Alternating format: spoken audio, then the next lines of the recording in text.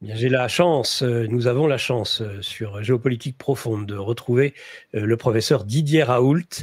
Bonjour professeur, bienvenue dans cette matinale. Bonjour. Professeur Raoult, écoutez, déjà, nul besoin de vous présenter. Pourquoi? Parce que s'il y a encore 5 ans, vous étiez reconnu par vos pairs comme l'un des plus grands chercheurs français, si ce n'est le premier dans votre domaine, eh bien, vous n'aviez pas encore, le grand public ne vous connaissait pas, et c'était il y a 5 ans. Et puis, on a appris à vous connaître rapidement au mois de mars. On est sur les dates, j'ose pas dire anniversaire, parce que nous sommes en guerre, le confinement, je n'oserais appeler ça un anniversaire, mais en tout cas, voilà, le grand public a appris à connaître le professeur Didier Raoult. Professeur, cette lumière, on disait il y a un protocole, alors que le narratif était il n'y a aucun moyen de soigner cette maladie inconnue, disait-il. 5 ans après, professeur, peut-être, si vous voulez débuter sur avec le recul du temps, comment analysez-vous ce qui est arrivé? Si vous voulez, il y a plusieurs manières de le voir. Globalement, ça fait des années. Je crois que le monde occidental est un monde extrêmement anxieux du fait que, lucide ou pas lucide, on est en train de vivre une décadence qui est vertigineuse. Voilà. Donc c'est très curieux, c'est très étonnant, et la perception de ça se traduit par une espèce de catastrophisme qui est comment tout ça va finir. Voilà. Donc donc il y a une vraie angoisse sociétale et qui s'est traduite, et ces peurs multiples se sont traduites par cette série de films catastrophes, si vous voulez. Ceci s'est associé à un phénomène très profond que je répète souvent, je m'excuse pour ceux qui l'ont déjà entendu, du fait que le monde digital, moi je recommande vraiment à chaque fois à tout le monde de lire Simulacre et Simulation de Baudrillard. Ce monde digital, petit à petit, remplace le monde réel. C'est une des choses qui m'a semblé les plus intéressantes dans ce que j'ai observé. C'est que finalement, le monde digital peut entièrement se substituer au monde connu réel, physico-chimique, je dirais, sans que personne ne s'en émeuve. Vous voyez, on parlait de la chloroquine. Moi, je ne veux pas parler de la chloroquine toute ma vie. On a soigné plus de personnes que n'importe quel centre au monde, et on a les taux de mortalité les plus bas au monde. Personne ne peut les contester, le gouvernement ne veut même pas aller voir les données parce qu'on a fait sécuriser nos données par des banques qui sont toutes externes à l'IHU et qui sont vérifiées par un huissier. Donc là, parce que sinon, on racontait sur la télévision qu'on avait triché, qu'il y avait des morts qui étaient cachés, etc. Non, tout est transparent. Donc on a ça. Et tout ça à propos de l'hydroxychloroquine, où j'ai retrouvé un texte de l'OMS de 1986. En 1986, il a été produit et prescrit 1370 tonnes de chloroquine, ce qui veut dire 13 milliards de comprimés qui ont été consommés dans l'année. Et on découvre en 2020 que ce truc donne des arrêts cardiaques dans 10% des cas. Et les gens croient ça. Vous avez notre ministre de la Santé et le président de l'OMS, qui lui-même est éthiopien, a dû passer sa vie à bouffer de la chloroquine, qui dit c'est vrai, il faut arrêter toutes les expérimentations. Et ça marche. Vous voyez, et donc, ça, c'est une des choses. Il y a deux choses. Il y a un fond de peur qui se traduit par, regardez, la version actuelle de la planète des singes, c'est un virus, vous voyez, qui tue tous les hommes. Il y a un nombre de films, je ne sais pas, alerte, un nombre de films sur l'épidémie va arriver, va tuer tout le monde, qu'est-ce qu'il va falloir faire?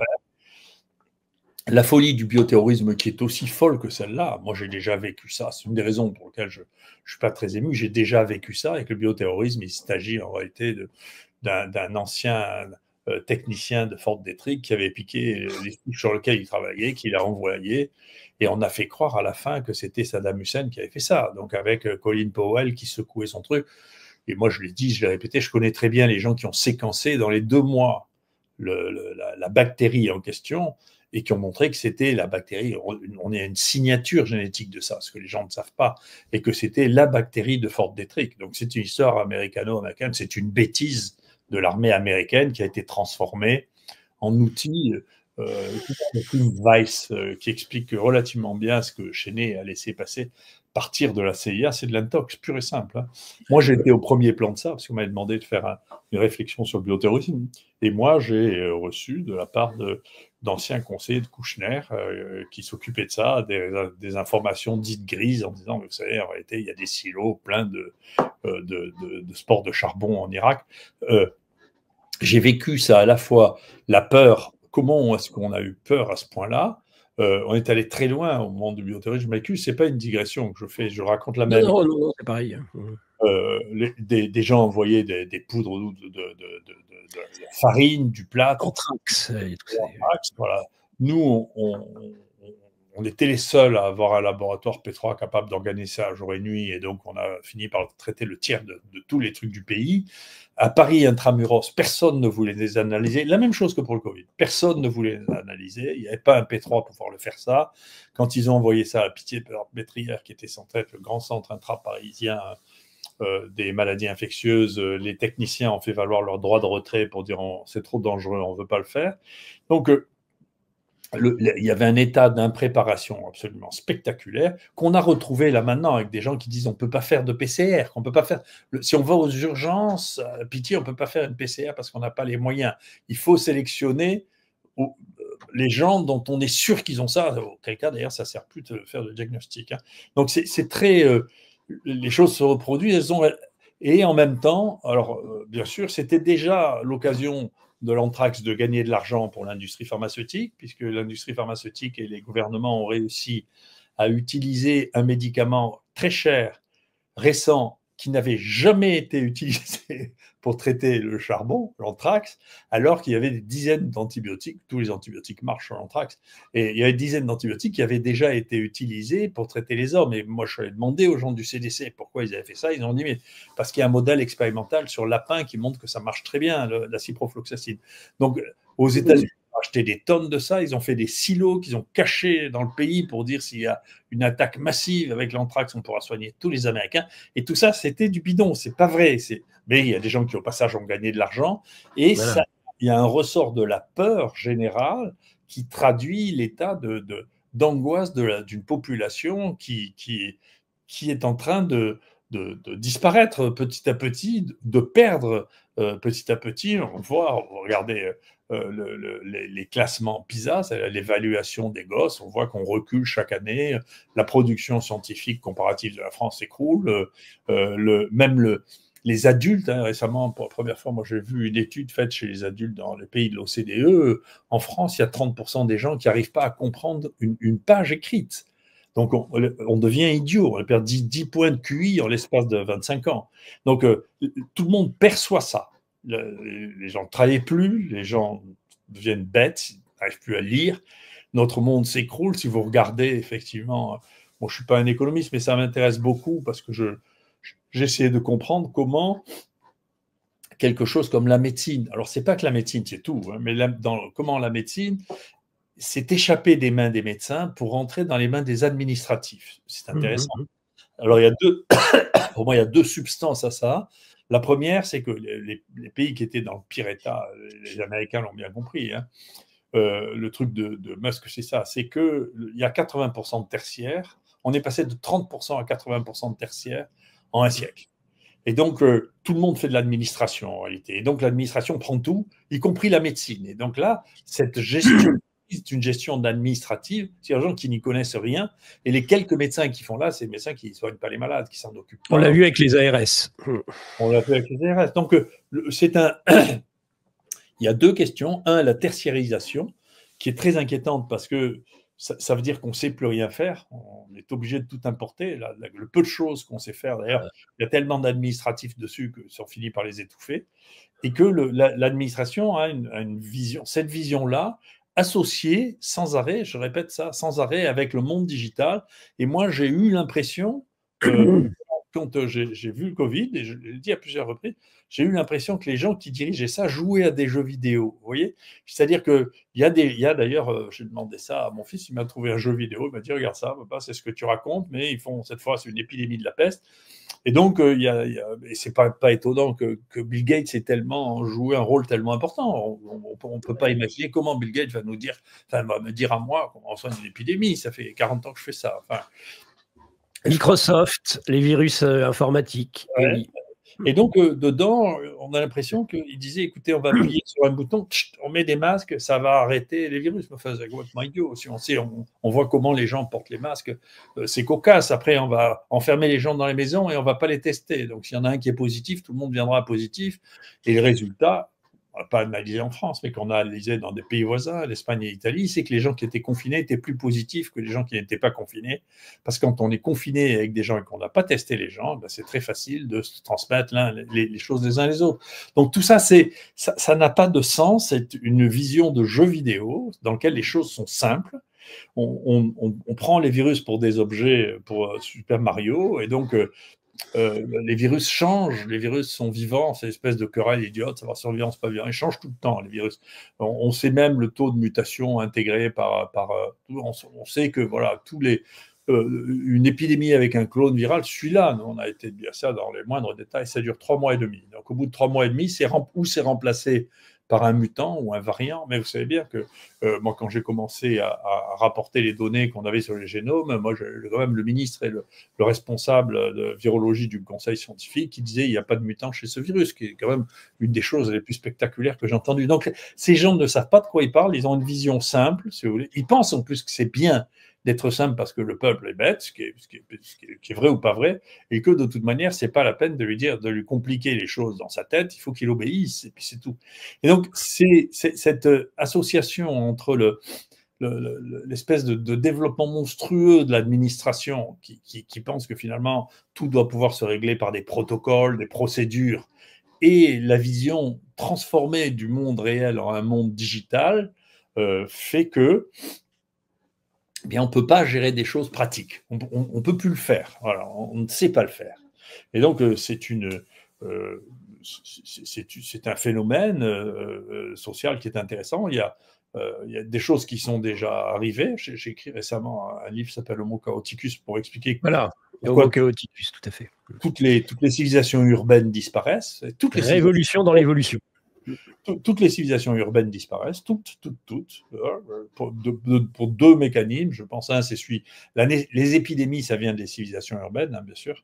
Il n'y a pas d'épidémie s'il n'y a pas une densité importante et un nombre important d'êtres de la même espèce. Sinon, il n'y a pas d'épidémie. Il faut ça pour avoir l'épidémie, aussi bien chez les animaux que chez les humains.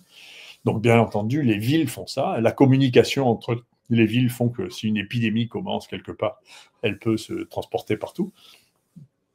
Et puis l'incapacité à gérer ça, parce que les gens qui font, la proportion de gens qui font est ultra minoritaire et de plus en plus minoritaire. Et on en est à telle enseigne que moi je regarde avec beaucoup d'amusement, si vous voulez, les discussions sur l'immigration, parce que je vois, si vous voulez, les seuls étudiants que je vois qui travaillent vraiment comme nous, on travaillait, sont les étudiants étrangers. Les étudiants français ne travaillent plus, très très peu, très rarement. Les médecins ont été obligés d'importer des médecins parce que nos médecins, on n'en a pas assez, parce que, encore une fois, des politiques administratives ont diminué, ont divisé par 3. C'est Madame Veil, ça. Hein. C'est peut-être pour ça qu'on l'a mise au Panthéon, parce qu'elle a réalisé qu'il n'y a plus de médecins. Voilà, parce que si on divise la formation des médecins par 3, si on passe de 9000 à 3000, eh bien, au bout de 30 ans, il n'y a plus de médecins. Voilà. Ce qui se passe, et si en même temps, on passe à 35 heures au lieu de 70 par semaine, eh bien, voilà, c'est ce qui se passe. On n'a plus de médecins, et donc on n'est pas au fini. Et si il y a quelques fous qui arrivent à empêcher qu'on importe des médecins du Maghreb ou d'Afrique, je vous assure que la situation sera bien pire parce qu'il n'y a plus qu'eux qui font les urgences quand même. Hein. Donc, et eux travaillent encore. Donc, il y a quand même ce monde s'effondre quand même. Hein. Il y a quand même quelque chose et on n'arrive pas à l'arrêter. Moi, vous savez, le combat contre le numerus clausus, je faisais ça en 94 quand j'étais président d'université. Hein. Et donc, on parle d'il y a 30 ans. Donc, vous savez, avant qu'on rattrape ça, il va falloir du temps. Déjà, il y a 30 ans, c'était une folie. Hein. Moi, je me rappelle, il y a 30 ans, d'avoir interpellé le représentant du ministère pour dire « Mais vous n'êtes pas fou, on fait 3000 étudiants français par an, on empêche des gosses qui ont 15 de moyenne de faire médecine, et dans le même temps, vous donnez une autorisation d'exercer à 8500 étrangers non européens, parce qu'on en a besoin. Donc, vous ne voulez pas à un moment faire les liens. Vous voyez, c'est la même chose que ce que je vous dis.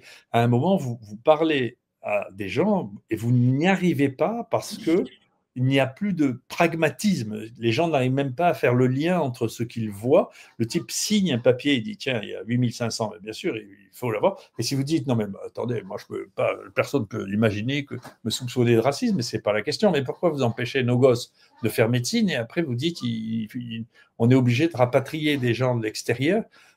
Kouchner, quand il est parti du ministère de la Santé, quand il a réalisé l'ampleur du problème, il a dit mais on va faire une importation massive de médecins indiens parce que les Indiens font des tas de médecins. Enfin, peut-être qu'il faut faire des médecins, laisser les gosses faire médecine ici quand même. Oui. Donc, comment on fait dans une administration qui est folle, dans laquelle les gens passent, vous savez, j'ai eu le temps de le décrire, dans un ministère de la Santé, un ministre de la Santé durait en moyenne 2 ans jusqu'à sous Macron, où ils ont pulvérisé les records. Ah oui, 6 mois là. Donc on voit bien que c'est des marionnettes, là aussi, il faut lire Philippe Dick, hein.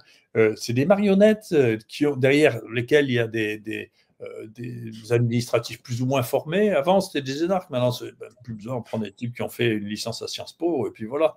Ça fait l'administration.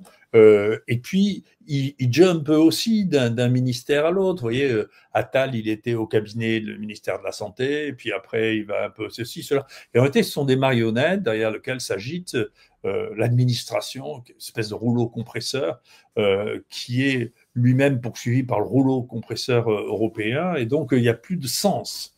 Et c'est ce que perçoivent les gens, et donc de ça naît une énorme angoisse, et s'il y a une alerte, quelle qu'elle soit, eh bien, la gestion de ça devient une gestion difficile, parce que la panique prend les gens. Et plus ou moins, on voit bien que la France n'est pas un pays du tout homogène, parce que moi, j'ai été plusieurs fois à Paris, parce que j'étais convoqué par la Haute Cour de justice pour donner mon témoignage sur Mme Buzyn et M. Véran, sur lequel l'enquête n'a pas pu être continuée parce que le garde des Sceaux a refusé de donner les fonds supplémentaires pour continuer l'enquête sur Véran. Enfin, je pense que vous savez ça. Donc, ce qui est stupéfiant, d'ailleurs, en soi, la Cour de justice est une formation antidémocratique. Enfin, il faut passer devant la justice tout court. Qu'ils n'auraient pas besoin de faire une Cour de justice avec la moitié de parlementaires qui sont les copains des gens qu'on juge. Enfin, c'est un truc, si un pays dit sous-développé faisait ça, on dirait que vraiment, c'est sauvage. C'est de la corruption totale.